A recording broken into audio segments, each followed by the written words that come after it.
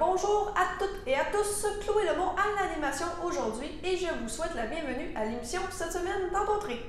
Durant cette émission, nous reviendrons sur des nouvelles marquantes de la dernière semaine.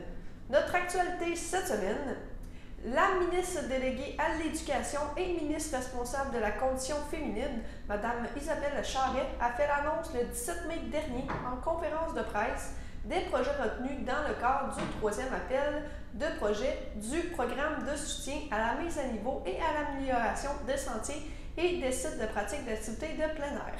Elle était accompagnée de Mme Caroline Proulx, qui est ministre responsable de la région de la Naudière et ministre du Tourisme.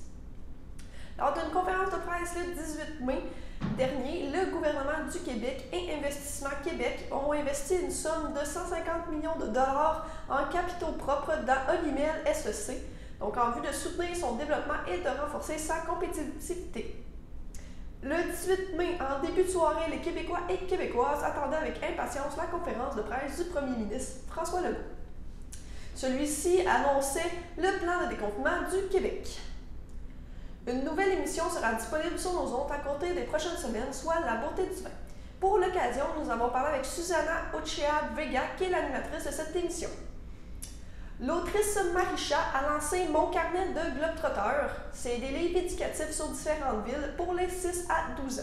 Donc, dans l'engouement des Jeux olympiques à l'été 2021, elle a sorti le guide Tokyo pour pouvoir découvrir la ville hôte des Olympiques.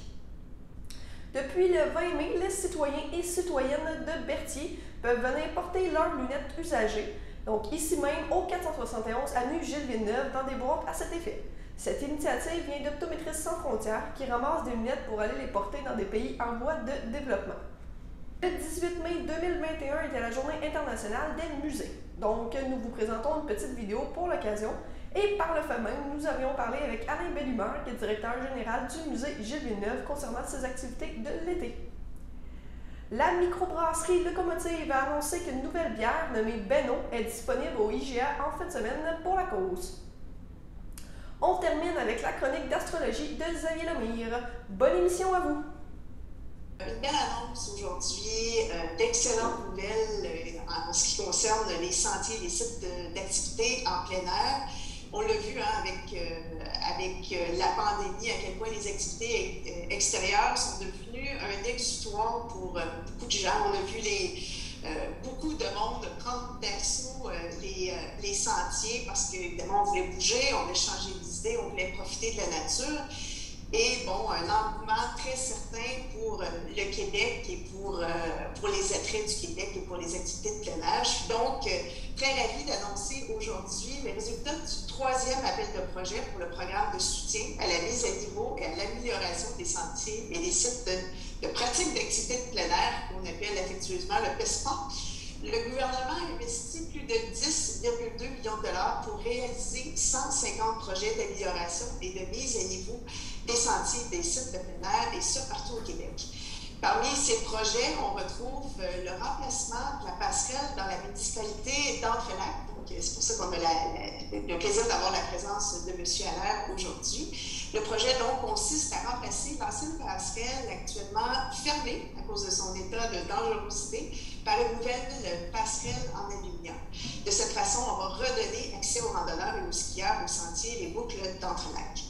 Le gouvernement a investi 150 000 dans ce projet, sur un total d'un peu plus de 240 000 Les projets qui sont soutenus dans ce programme vont servir non seulement aux amateurs de plein air, mais aussi ils vont servir à mettre en valeur tout le territoire québécois en contribuant ainsi aussi à la vitalité des régions. Pour moi, l'activité physique devrait faire partie du quotidien des familles et je pense qu'il n'y a pas besoin de faire de la compétition, de se dépasser, mais de bouger en s'amusant, ça peut être tout à fait suffisant et pertinent. Et un de mes souhaits les plus chers comme ministre délégué à l'Éducation, c'est de voir de plus en plus de Québécoises et de Québécois faire de l'activité physique, et ce, chaque jour, mais aussi de voir de plus en plus de jeunes, de voir de plus en plus de jeunes filles qui, des fois, sont moins intéressées par l'activité physique, donc de prendre avantage de ces différentes infrastructures pour bouger. Alors, c'est pourquoi je tiens à améliorer l'accessibilité au sport ainsi qu'aux activités physiques et de plein air. L'annonce d'aujourd'hui, évidemment, s'inscrit précisément dans cette préoccupation. Quand on parle de PSSPA, c'est difficile de faire mieux en termes d'accessibilité. Pour faire de la randonnée, pas besoin d'investir dans un équipement cher ou encore de s'éloigner de chez soi. C'est vraiment une activité qui est à la portée de beaucoup de Québécoises et de Québécois et ça me réjouit qu'on agisse pour la démocratiser encore plus. Je profite de l'occasion aussi pour annoncer qu'on va lancer aujourd'hui le 4e appel de projet pour la mise à niveau et l'amélioration des sentiers des sites de pratique d'activités de plein air. Donc, je suis heureuse qu'on ajoute un nouvel élément pour cet appel de projet. Maintenant, les nouveaux sentiers seront aussi admissibles dans cet appel de projet. Donc, ça ajoute évidemment plus de possibilités pour les municipalités qui veulent développer leur territoire et évidemment pour les citoyens qui souhaitent en profiter. Alors, à chaque nouvelle phase, je suis impressionnée de la popularité du programme et de la qualité des demandes reçues. Et là, avec ce 4e appel de projet, je suis convaincue que ça ne fera pas exception. Et évidemment, j'invite les villes, les différents organismes qui désirent déposer leur candidature. Bien, vous avez jusqu'au 17 septembre pour soumettre votre projet. On a déjà dans la Naudière, Nadine, tu partages la moitié de ton territoire avec nous, des sites de plein air pour pratiquer nos activités extérieures préférées. Mais je sais que les gens de la Naudière sont très, très fiers des espaces naturels. Mais aujourd'hui, Isabelle, avec l'annonce que tu fais, on en aura encore davantage, non pas sous la dent, mais sous les pieds. Et du côté de mon chapeau de ministre du Tourisme, je veux juste me réjouir encore davantage parce que c'est parfaitement en ligne avec notre volonté au gouvernement, touristiquement parlant, d'avoir un développement touristique qui est responsable et durable. Et ce que tu annonces aujourd'hui est parfaitement en ligne. Et c'est en ligne aussi quand les frontières internationales vont ouvrir de s'afficher au Québec comme étant une destination responsable et durable. Donc, c'est un geste gagnant pour les citoyens et les citoyennes du Québec. C'est gagnant aussi lorsque les frontières vont ouvrir, une destination qui va faire en sorte qu'on va pouvoir accroître encore davantage nos expériences en nature et en aventure, qui ne cessent de progresser, comme tu le sais, Isabelle, depuis plusieurs années. Donc, continuer de développer ces sentiers dans la Naudière, mais partout à travers le Québec, c'est un facteur gagnant d'attractivité pour le Québec. Bref, tu crées des opportunités, Isabelle, avec le gouvernement pour les visiteurs, permettre de s'attarder, de flâner dans nos régions. Ça génère également des retombées économiques, non seulement pour Empereur-Glac, mais pour l'ensemble du territoire. Ça génère également de la vitalité pour nos entreprises touristiques, nos commerces, nos services locaux. Bref, merci Isabelle du travail exemplaire que tu fais avec ce programme-là, qui je sais aussi te tient particulièrement à cœur. Financière en équité de 150 millions de dollars, dont 74 millions vont provenir du Fonds pour la croissance des entreprises québécoises. Je suis fier de vous dire qu'il s'agit d'une importante opération dans le cadre de ce fonds qui est destiné à soutenir les entreprises pour les principales activités qui sont réalisées au Québec, qui présentent un fort potentiel de croissance ou un caractère stratégique pour l'économie québécoise. L'autre partie du 150 millions va provenir d'Investissement Québec, qui va également appuyer Olimel avec un montant de 76 millions de dollars à même ses fonds propres. Les initiatives qui vont être mises de l'avant par Olimel totalisent des investissements évalués à 315 millions de dollars. L'entreprise va améliorer l'efficience de ses processus et des équipements opérationnels dans l'ensemble de ses usines de transformation et elle va mettre à niveau ses systèmes de gestion informatique. Elle veut également aménager 2 abattoirs et de préemballer sur place et ajouter un 2e quart de travail à son usine d'abattage et de découpe de porc d'Ange-Gardien. Les projets qui seront mis en place chez Olimel visent à rehausser l'efficacité de ses opérations et à augmenter sa productivité. Régent Nadeau vous donnera plus de détails sur les investissements à venir dans quelques minutes. Le financement accordé par le gouvernement permettra à Olimel de renforcer son positionnement dans un créneau à valeur ajoutée et d'assurer le maintien de 10 000 emplois au Québec. Ce n'est pas rien. En cumulant les emplois au Québec avec ceux de l'Ontario, du Nouveau-Brunswick, de l'Alberta et de Saskatchewan, Olimel offre du travail à près de 14 000 personnes au Canada. D'un point de vue économique, le secteur porcin est le premier secteur agroalimentaire en importance au Québec. Nous sommes les 5e au monde, après l'Union européenne, les États-Unis, le reste du Canada et le Brésil. C'est positif pour Olimel et le Québec, car la consommation de porc est en croissance au Canada et aussi à l'international. Ces 150 millions de dollars investis viendront notamment atténuer les impacts de la pénurie de main-d'œuvre qui a été exacerbée par la pandémie et qui représente un enjeu fondamental pour notre croissance.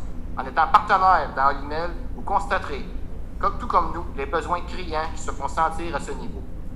Enfin, à l'aube de notre 100e anniversaire, cet investissement nous aidera à poursuivre notre mission qui est de contribuer à nourrir le monde en veillant à la prospérité des familles agricoles d'ici. Grâce à notre modèle d'affaires coopératif, c'est une marque de confiance qui saura se traduire par des retombées positives sur les régions du Québec où nous sommes enracinés depuis de nombreuses décennies. À l'investissement, il y a différents projets. Il y a un investissement au niveau d'un deuxième quart de travail à l'usine de l'Ange-Gardien. Donc, une acquisition récemment faite là, en début d'année au niveau de F. Ménard. Donc, pour démarrer un deuxième quart de travail et augmenter la transformation à cette usine. Au niveau qui vont se passer dans 2 abattoirs pour servir le marché au niveau de produits complètement préemballés. Donc, à même l'usine, les produits seront emballés en cabaret et prêts à distribuer directement dans les grandes chaînes d'alimentation et ultimement aux consommateurs. Okay. Donc, augmentant l'efficacité et la qualité du produit. Allons-y avec le plan. D'abord, d'ici lundi, le 31 mai, la grande majorité des régions vont passer au orange. Ça veut dire quoi, le orange? Je le rappelle, ça veut dire d'abord que les élèves de secondaire 3, 4, 5 vont aller à plein temps à l'école et ça veut dire que les restaurants vont rouvrir. Donc, d'ici le 31 mai, la majorité des régions vont se joindre à la Mauricie, Centre du Québec et le Saguenay-Lac-Saint-Jean qui sont déjà orange, donc pour avoir droit à ces mesures d'assouplissement. Ensuite, deuxième étape, le 14 juin. Au plus tard, le 14 juin, la majorité des régions du Québec vont passer au jaune. Ça veut dire quoi, le jaune? Ça veut dire que les personnes qui résident à 2 endroits, donc dans 2 maisons, peuvent se voir dans les maisons, dans une des 2 maisons. Ça veut dire aussi que tous les sports d'équipe, incluant avec contact à l'extérieur, vont pouvoir recommencer, donc au plus tard le 14 juin dans la majorité des régions. Les bars vont pouvoir rouvrir aussi, donc au plus tard le 14 juin. Il y a déjà des régions qui sont jaunes, l'Abitibi-Témiscamingue, la Gaspésie, la Madeleine, le nord du Québec. Puis à partir de lundi, ça va être la Côte-Nord, donc dans la majorité des régions, le 14 juin. Troisième étape, d'ici le 28 juin, la majorité des régions au Québec vont passer au vert. Ça veut dire quoi, le vert? Ça veut dire 10 personnes provenant de 3 résidences vont pouvoir se voir dans les maisons. Ça veut dire aussi qu'on recommence tous les sports d'équipe à l'intérieur. Donc, ça veut dire aussi, si on pense 3 résidences, 10 personnes, on peut appeler ça des petits parties. En tout cas, je pense que ça va faire plaisir à beaucoup de monde. En tout cas, ça me fait plaisir à moi, je vous le garantis. J'annonce aussi que des mesures de déconfinement vont s'appliquer dans toutes les régions du Québec en 3 étapes. D'abord, le 28 mai, donc vendredi, pas cette semaine, vendredi de la semaine prochaine, il va y avoir 5 assouplissements dans toutes les régions du Québec. 1, on va lever complètement les couvre-feux partout au Québec. 2, les terrasses des restaurants vont être ouvertes partout, donc 28 mai. Troisièmement, les rassemblements dans les cours arrière des maisons. Bon, ça va être limité à 8 personnes. personnes. Là, ça va maintenant être permis. Les déplacements entre les régions vont être permis. Ça veut dire ceux qui veulent aller en vacances ou en visite dans certaines régions, ça va être permis. Puis les salles et les stades, on va avoir une limite de 250 personnes par section, total 2500 personnes. Donc, ceux qui sont capables d'avoir plusieurs entrées puis de contrôler les groupes en les laissant dans une section, ça peut être au balcon, en bas. Donc, on va pouvoir avoir jusqu'à 2500 personnes. Donc, ça, c'est le 28 mai. Ensuite, le 11 juin, partout au Québec, les terrasses des bars vont pouvoir ouvrir.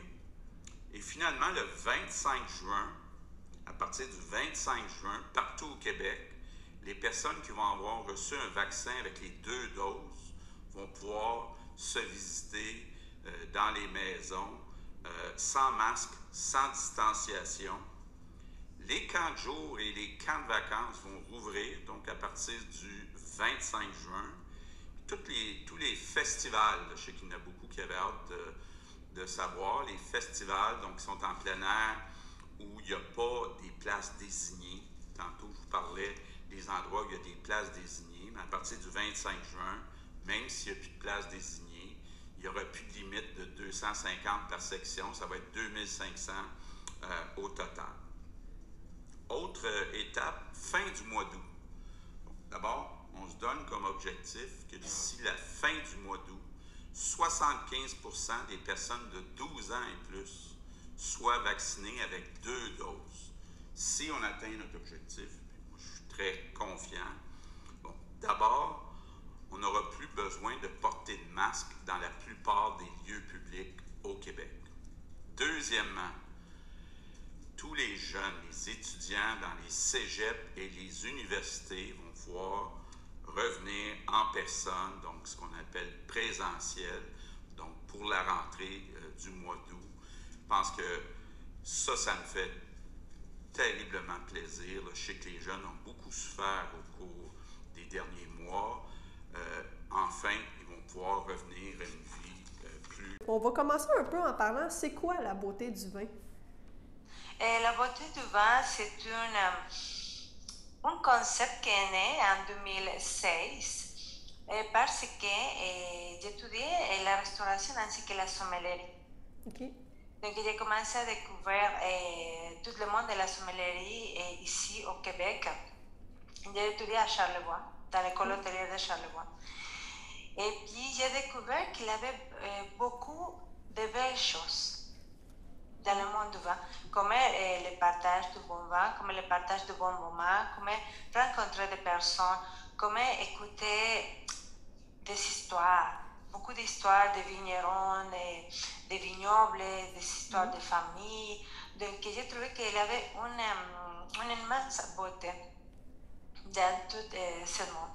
La beauté du vin fait les émissions de télévision, la couverture des événements viticoles et gastronomiques, provincial, national, international également. On a commencé à le faire internationalement. Et on fait les dégustations de vin, de vin fromage, des soirées d'animation, toujours concernant le monde du vin, sans pas promouvoir la mauvaise consommation. Okay, oui. si je peux le dire comme ça. Et c'est ceux qui ont fait découvrir des produits, de nouveaux produits, des anciens produits. On fait découvrir le monde du vin, comment bien déguster, comment bien partager un verre de vin, de spiritueux, ou même du café, parce que la sommellerie couvre tout ce que tu peux boire. Tout ce que tu peux boire, soit le café, le thé, les spiritueux, de l'eau, le vin, toutes les boissons nationales, les boissons typiques de chaque pays. Tout ça est couvert pour la sommellerie. Donc, c'est ça que la beauté du vin fait, no? Des animations. Et fait des animations et des émissions de partage, toujours en news amusantes, Parce que pour moi, je viens du Mexique. OK. Là, on va fêter toujours, pour tout et pour rien. Donc, quand tu dis le mot tequila, vin, rum, vodka, c'est toujours comme fêté. OK, OK. Donc, la beauté du vin est faite avec le public et comme partager les histoires, un bon verre de vin, la compagnie et tout l'ensemble du monde de l'alcool. Parfait. Puis, comment ça fonctionne pour aller, exemple, rencontrer un vignoble ou, tu sais, comment, est-ce que c'est vous qui y allez ou c'est eux qui vous contactent? Comment ça fonctionne le procédé pour participer, mettons, à l'émission? Ou... Il y a des salons de vin OK. au Québec. Et il faut remarquer que Québec est très fort dans le monde du vin, dans la sommellerie. OK. Très très fort dans la compétition à niveau mondial. Donc, c'est grâce au salon qu'on rencontre les producteurs.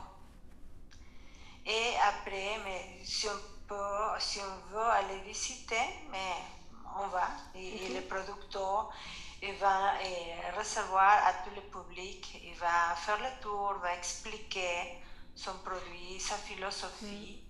Et des fois, tu peux faire même... tu peux participer à faire le vendage, par exemple. OK. Parfait. Donc, c'est ouvert pour tout le monde. OK, oui. Il y a combien d'émissions environ? Comment... on va faire un gros... Ça fait 4 ans consécutifs que la beauté du vin fait des émissions. Donc, on a déjà environ 130 émissions déjà faites en 4 ans. Et les émissions que vous allez diffuser, ils sont une dizaine, si je ne me trompe pas, sont une dizaine, que nous avons tourné à Québec, mais également à l'Italie. Et ce sont des émissions qui sont déjà bien aimées pour le public. OK, parfait. Parfait.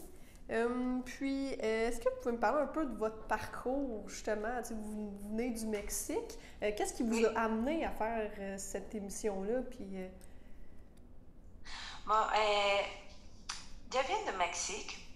Je suis arrivée, ça fait déjà 15 ans. OK. Et je me suis mariée avec un Québécois. Là, qui prend, mari prend pays, non? J'ai entendu ça. Et puis, quand je suis arrivée ici, mais j'ai vu que mon mari est un amateur de vin. Mais dans la culture latine, nous sommes beaucoup plus spiritueux. Oui. Donc, le vin, ça ne nous disait pas beaucoup, mais ça commence. Ça commence au Mexique. Et par contre, l'Argentine, le Chili sont déjà une histoire de vin. Et puis, au Mexique, j'étais un professeur d'espagnol comme deuxième langue.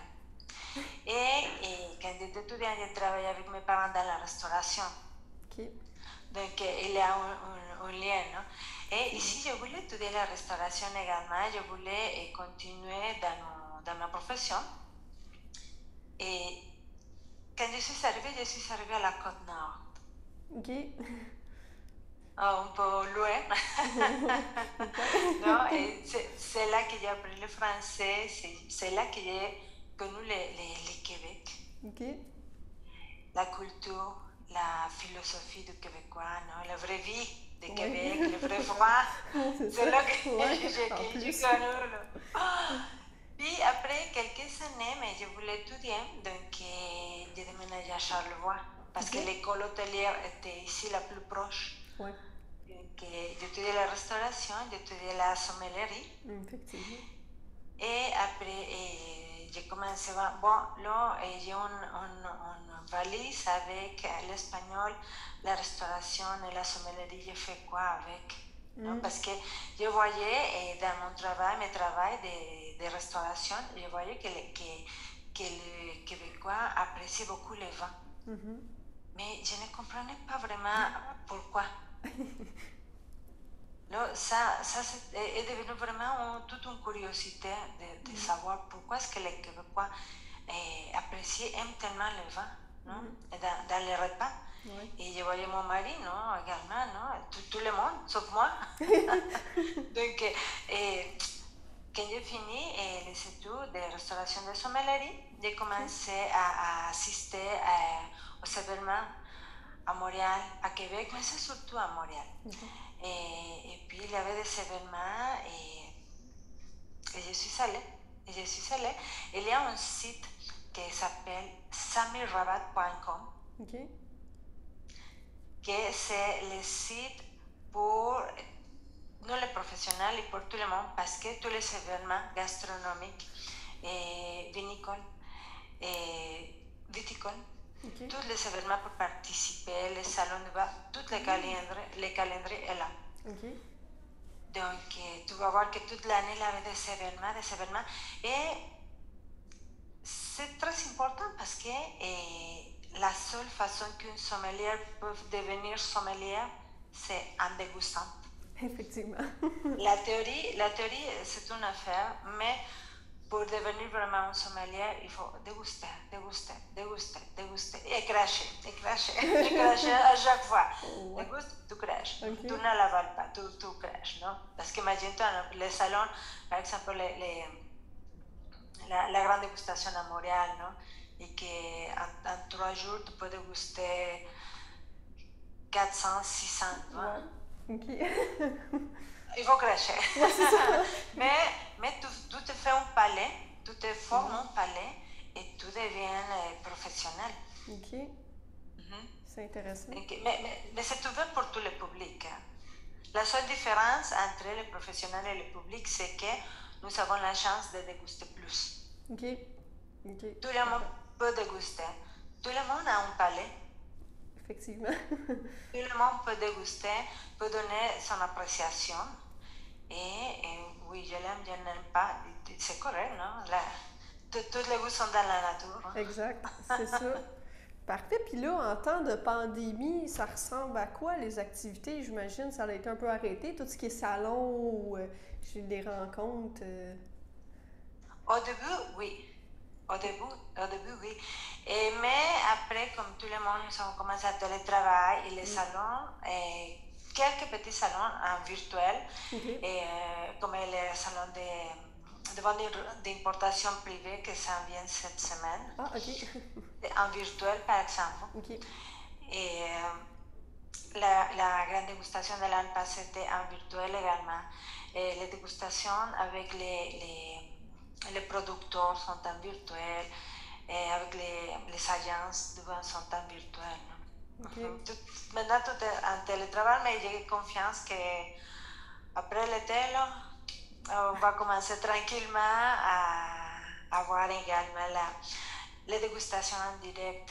Et c'est ce que tout le monde attend, non? De parler avec les personnes, de se rapprocher, de faire un toast pour la nouvelle vie. Et je me souviens, une anecdote. Tu sais, quand la pandémie a commencé, j'étais invitée à couvrir un événement qui s'appelle l'Anteprima. OK. À la Toscana, l'Anteprima de Toscana. OK. Là, la pandémie était proche de Québec. Donc, quand j'étais à l'aéroport, à la Toscana, pour revenir au Québec, c'est là que la frontière de l'Italie est fermée. J'étais à l'aéroport. Donc, quand je suis arrivée à Québec, tout le monde pensait que j'avais la COVID. Oui, c'est ça, ouais. Tout le monde me posait des questions. Et puis, finalement, je suis allée à l'hôpital pour me faire passer un test. Mais l'hôpital ne savait pas exactement de quoi je parlais. Oui, c'est ça. Parce qu'il n'avait rien encore ici au Québec. Oui, c'était nouveau. Donc, si je ne me trompe pas, j'étais dans les 400 premiers tests de Québec, de toute la province. Oui, si j'avais été positive, j'aurais été le premier cas. Reconduire à c'est Québec. ça. Heureusement, ce n'est pas le cas. Oui, c'est ça. Vous avez lancé Mon carnet du Globetrotter, donc c'est une série de livres, d'après ce que j'ai compris. Pouvez-vous d'abord m'expliquer justement ce que c'est, Mon carnet du Globetrotter? Oui, avec grand plaisir. Premièrement, merci de m'avoir reçu à l'émission. Alors, voici le livre. Ah, oui. En fait, ce sont des carnets d'activités qui sont ciblés pour les enfants, les jeunes de 6 à 12 ans. Et ce sont des activités qu'on peut faire sur les pages, des puzzles, des casse-têtes, qui permettent de découvrir une ville, toute la culture, les coutumes, l'histoire, la nourriture, de façon ludique, de façon fun, de même qu'éducative. Donc, c'est vraiment ciblé pour un jeune de 6 à 12 ans, pour découvrir une ville. Donc, j'ai Tokyo, puis j'ai aussi, j'ai New York, j'ai Paris, j'ai Québec et Montréal. OK, ils sont et ensemble. Bangkok. OK. Donc, voilà. Donc, le dernier est bien Tokyo. Voilà. Bon, oui, on peut dire que, en fait, ils sont tous sortis à peu près en même temps, mais voilà. Et puis Tokyo, l'intérêt de Tokyo aussi, c'est pour cet été, là, avec les Jeux olympiques. Oui, exact. Donc, évidemment, tout sera à la saveur du Japon et de Tokyo cet été. Donc, Tokyo est particulièrement intéressant, je trouve, pour l'été. Oui, exact. Puis, pourquoi avoir lancé ça, ces carnets-là? Ben, l'idée, c'est venu, en fait, je suis maman d'un ado, maintenant 17 ans, mais j'ai vécu à l'étranger 22 ans, et donc on a beaucoup voyagé avec mon fils, et puis c'était quelque chose qui me manquait, que quand on voyageait, je trouvais qu'il n'y avait pas de support pour aider au voyage, et puis à la découverte de mon fils, sur ses propres termes à lui, sur quelque chose qui serait intéressant pour lui. Et donc, j'ai voulu créer ça. Puis, en fait, l'idée a germé parce que il y a un été, il devait avoir 9 ans, 10 ans, on était dans l'Ouest américain, dans les parcs de Yellowstone, de Grand Teton. Et quand on va aux États-Unis, dans les parcs nationaux, on reçoit une espèce de petit cahier d'activités et dans lequel on peut faire des activités et découvrir le parc comme ça. Et mon fils avait adoré ça. Et quand on était revenu, à l'époque, on vivait à Bangkok, et quand on était revenu à Bangkok, en Thaïlande, je m'étais dit, mais pourquoi il n'y a pas ça partout? Je voyage avec mon fils. Et puis voilà, donc l'idée a germé quelques années même. Je me suis lancée sur la page blanche, et puis ça a été long là, à pondre le premier. Et voilà, donc j'ai lancé la collection sur cette inspiration-là, et puis sur le désir de présenter le monde à mon fils pour commencer, puis maintenant à d'autres jeunes. Oui, exact, parce que, tu sais, quand j'étais jeune, j'avoue qu'à part les cours de géographie, comme on dit, on n'a pas vraiment de cours ou de livres qui peuvent nous aider à dire, tu sais, je sais, quand on est plus vieux, il y a des livres, mettons, plus pour Athènes ou des choses comme ça quand tu vas voyager, mais c'est vrai que pour les plus jeunes, il n'y a rien pour aider. Non, c'est ça. Et puis quand on visite une ville, par exemple, disons Tokyo, écoute, maman, papa veulent aller voir les temples, veulent aller voir les lieux historiques, les lieux culturels. Et puis en fait, le jeune suit à la traînée, malgré qu'il y ait plein de choses à faire là, à Tokyo pour les jeunes aussi. Mais qu'est-ce qu'il voit? Qu'est-ce que c'est un temple? Qu'est-ce que c'est un sanctuaire? Qu'est-ce que c'est la culture shinto? Qu'est-ce que c'est la philosophie bouddhiste? Qu'est-ce que c'est la nourriture qu'on mange? Donc voilà, donc l'idée c'était de permettre aux jeunes d'accéder à une connaissance un peu plus approfondie de la culture d'un pays qui va au-delà juste de, ça c'est la Tokyo Tower ou la Tour Eiffel, ou voilà. Donc c'était l'idée un peu derrière les livres. Exact, puis en même temps, ils peuvent s'amuser, fait que ça fait en sorte que probablement que plus tard, ils vont s'en souvenir plus que si jamais, justement, on voit la Paris avec la Tour Eiffel, ben si tu fais juste la voir, probablement que plus tard, tu ne te souviendras pas de l'histoire, mais le faire... C'est ça. Donc, c'est voilà, exactement. Parfait. Donc, premièrement, pourquoi récupérez-vous des lunettes usagées? Moi, c'est simplement parce que j'ai des lunettes, moi, et puis avec ça, je peux faire tous les travaux que je veux. Mais dans certains pays où il y a de la pauvreté, les enfants ne sont pas capables d'étudier. Alors, ça va, et ils en distribuent beaucoup dans les écoles. Et puis après ça, tu as les gens qui vieillissent un peu. et puis qui, comme nous, avons une dysfonction. Alors, ils ont besoin de lunettes pour continuer. Puis la plupart de ces gens-là sont manuels. Alors, en plus de ça, les femmes font de la couture, font du tricot, font de la dentelle. Ils essaient de faire tous les travaux manuels possibles. Et puis, ils sont plus capables. Et les hommes, pareil, c'est un ouvrier. C'est plus... Ils sont dépourvus. Oui, ça, à force, alors, c'est pour ça. C'est pour aider tout simplement ces gens-là. Puis nous, on ne sait pas quoi faire avec ces lunettes-là. Alors, au lieu d'aller les porter dans la poubelle, on redonne des yeux à quelqu'un. Oui, exact. Qui retrouve une indépendance, qui retrouve la joie de vivre aussi.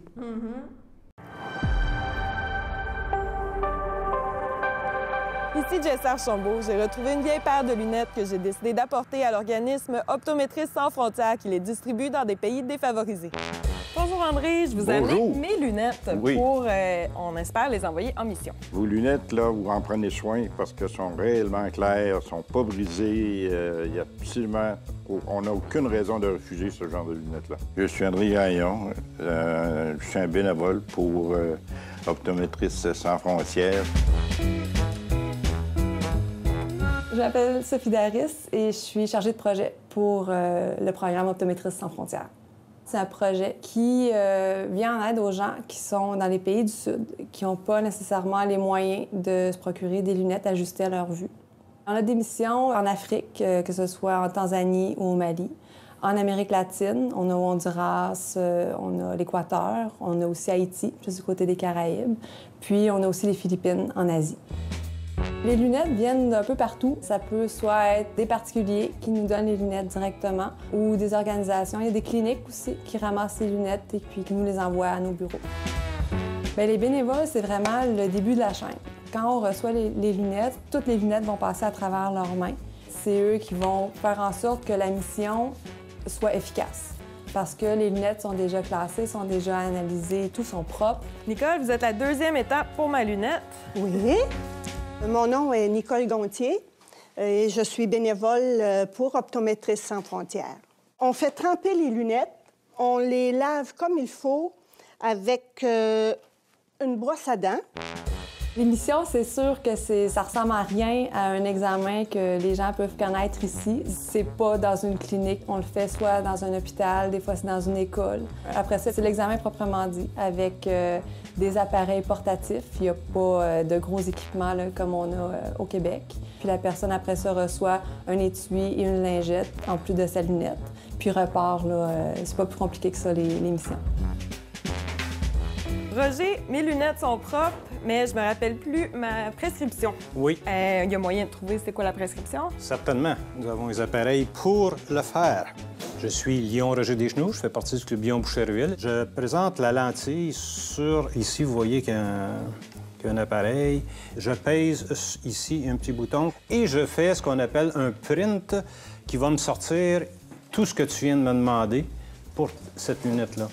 L'œil droit, l'œil gauche, moins 75. Des fois, c'est des gens qui n'ont jamais vu, qui ont jamais bien vu ou qui ont perdu la vue par vieillesse ou maladie ou quoi que ce soit.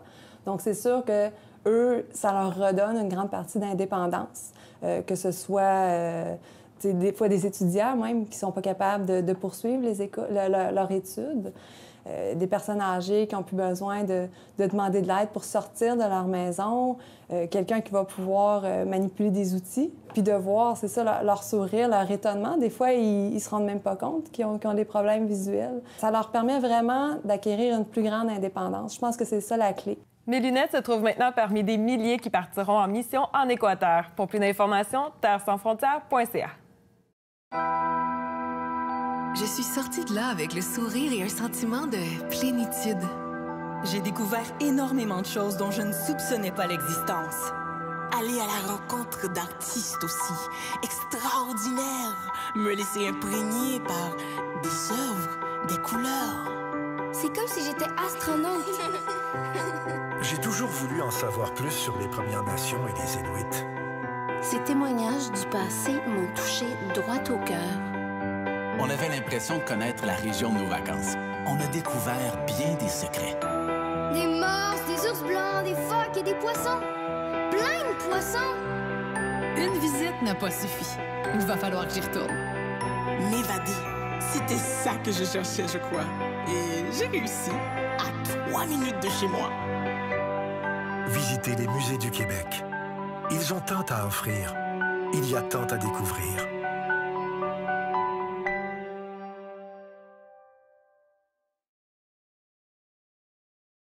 Une année encore un peu particulière. Je pense que ça va être mieux cette année que l'an dernier, mais nous, ce qui nous fait mal, c'est la portée du musée est internationale. Ça veut dire tant que les visiteurs de l'étranger reprendront pas les avions, reviendront pas au Canada, au Québec, c'est sûr que ça va être un petit peu plus difficile. Fait que c'est sûr, dans notre été, on va viser à attirer une clientèle locale, régionale, puis nationale, pour que les Québécois qui se promènent entre Montréal, Québec durant l'été, arrêtent de nous voir. Je pense que c'est primordial. On a besoin d'eux. Il y en a que ça fait des années qui sont peut-être venus il y a 10 ans, 15 ans.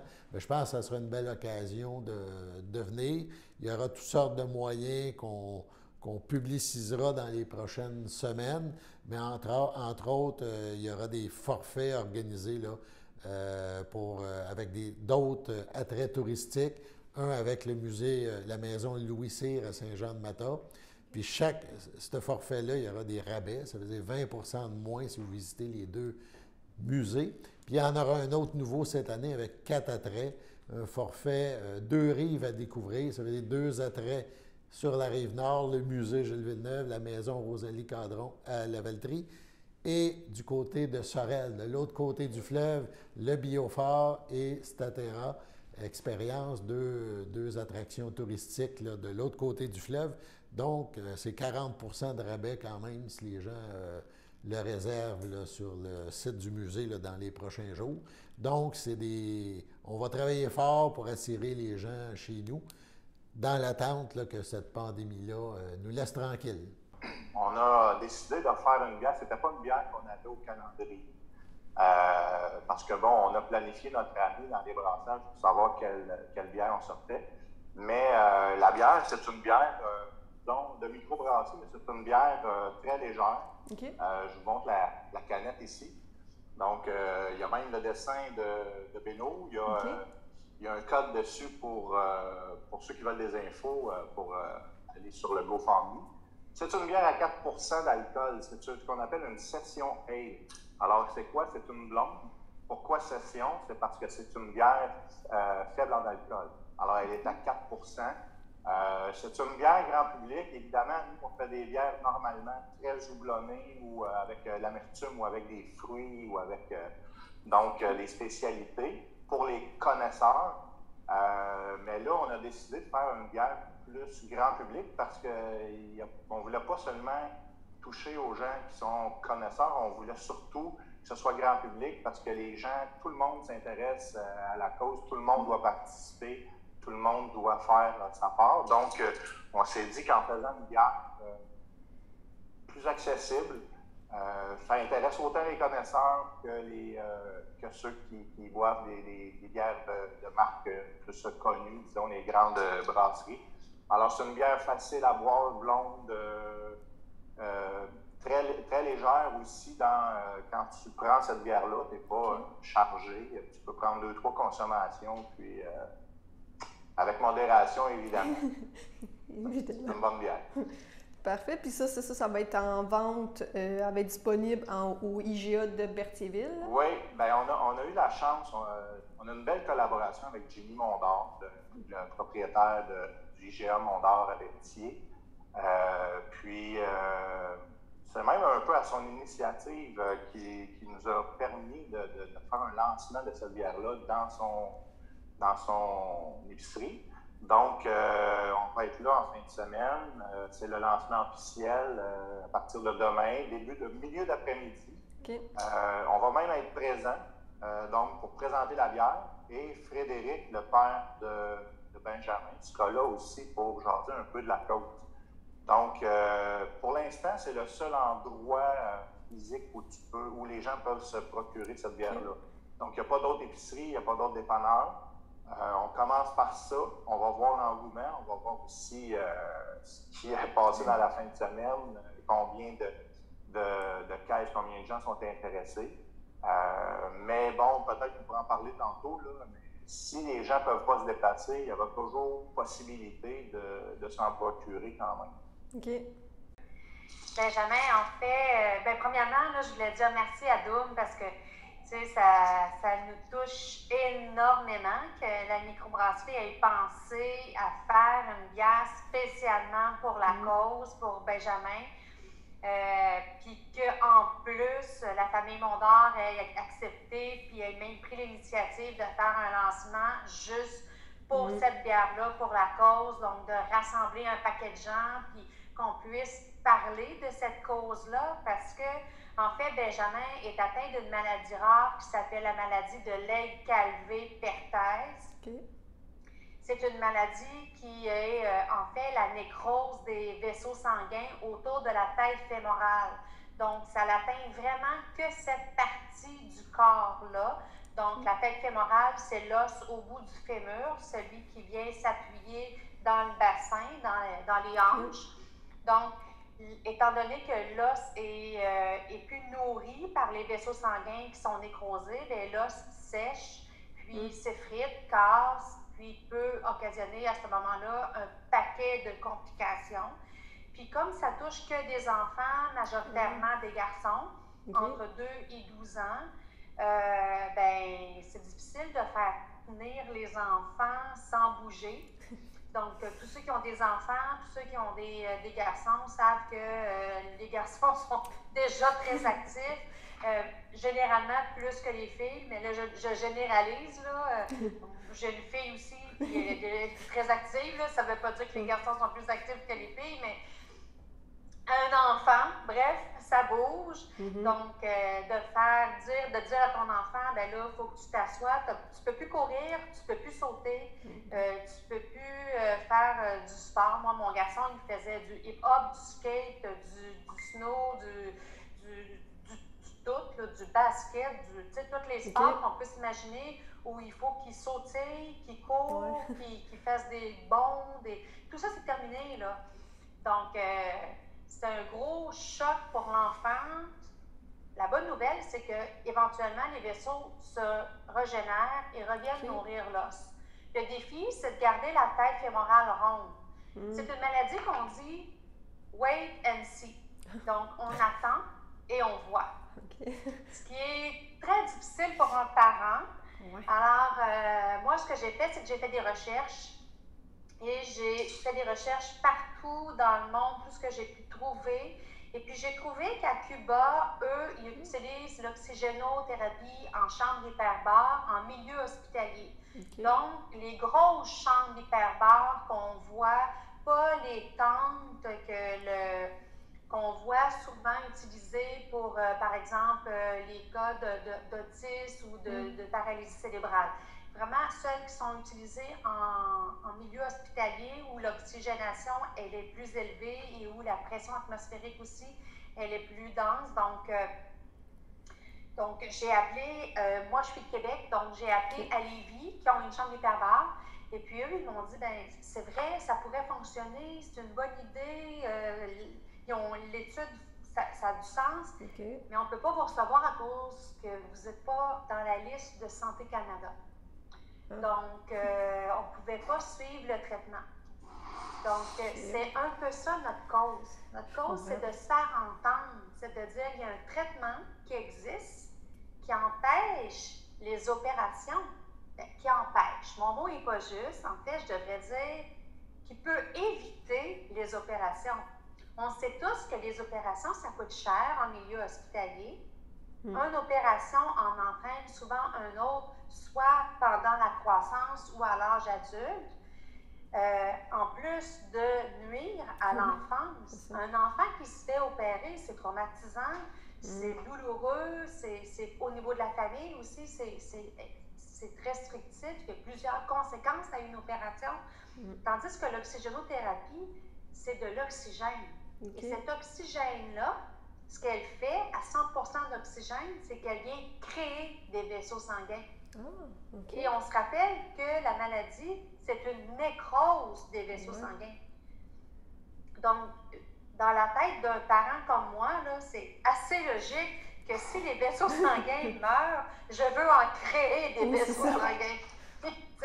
Donc, je me dis que si dès le départ, on avait tout de suite créé des nouveaux vaisseaux sanguins, bien, je comprends très bien qu'à Cuba, quand ils reçoivent un diagnostic de leg-galvé-parthèse, ils les prennent, les enfants, ils les mettent dans une chambre hyperbare, tout de suite, ils viennent faire le processus inverse et les enfants guérissent beaucoup plus vite qu'ici. Donc, c'est ça que je veux faire entendre, moi, ici au Canada, c'est qu'il y a 14 pathologies qui sont reconnues pour être traitées en milieu hospitalier par chambre hyperbare. Pourquoi pas en ajouter une 15e? Mais tu sais, nous, Benjamin, présentement, avec le GoFundMe, là, ça nous a permis d'aller faire 72 traitements d'oxygénothérapie. OK. Benjamin, ça fait 2 ans et un petit peu plus qu'il est atteint de la maladie. Présentement, son os est en train de se reconstruire. Donc, on a vu en décembre que l'os commençait à croître. Puis on est en avril, on a eu une autre radiographie. Et puis la différence était incroyable. Donc oui, on invite les gens, c'est l'été, de prendre une bonne petite frette à la santé de Benjamin. C'est bien légère. Bien légère, c'est l'été, là, c'est le temps, c'est une bière blanche facile. Vous allez voir la canette, le dessin que Benjamin a fait. Oui, vous allez reconnaître la locomotive, le créneau de microbrasserie locomotive d'un côté. De l'autre côté, vous allez reconnaître Beno avec ses couleurs, son rouge et noir. Vous avez ici là, c'est Benjamin qui a dessiné. C'est Benjamin qui a dessiné sa signature. Puis c'est vraiment ses couleurs à lui. Puis vous allez voir le code QR, vous allez pouvoir aller voir, puis ça va vous amener directement sur le GoFundMe. Vous avez toute son histoire, toutes sortes de commentaires, de témoignages qu'on a fait aussi là-dessus. Puis sur les publications de Locomotive, vous avez aussi la page Facebook de Benjamin. Donc, on a tellement mis d'informations, les gens, ils vont pouvoir tout apprendre. Puis n'hésitez pas, si vous avez des questions supplémentaires, Fred va être là en fin de semaine aussi, il va pouvoir vous en dire plus long là-dessus, c'est certain, si vous avez des questions. Alors bonjour tout le monde, j'espère que vous allez bien. Donc c'est moi Xavier pour la chronique astrologie du lundi. Donc aujourd'hui, on va commencer comme à notre habitude avec le signe du Bélier. Pour le Bélier, il y a du mouvement au niveau des amours, une escale sentimentale. Mercure et Vénus sont en Gémeaux et la combinaison vaut le détour du côté de l'amour. Si vous êtes célibataire, ça va matcher du premier regard et en couple, les projets d'avenir donnent le sourire. Le sourire et l'impression de démarrer une nouvelle aventure avec une vive excitation. Le plus pour cette semaine, tout ce qui était en suspens se remet en mouvement et il y a beaucoup de travail et de récompenses à l'arrivée. Pour le signe du Taureau, vous y allez avec dextérité, vous menez vos activités tout en adresse et en finesse. De l'habileté à passer entre les mailles du filet, de la subtilité dans la manière de communiquer vos idées.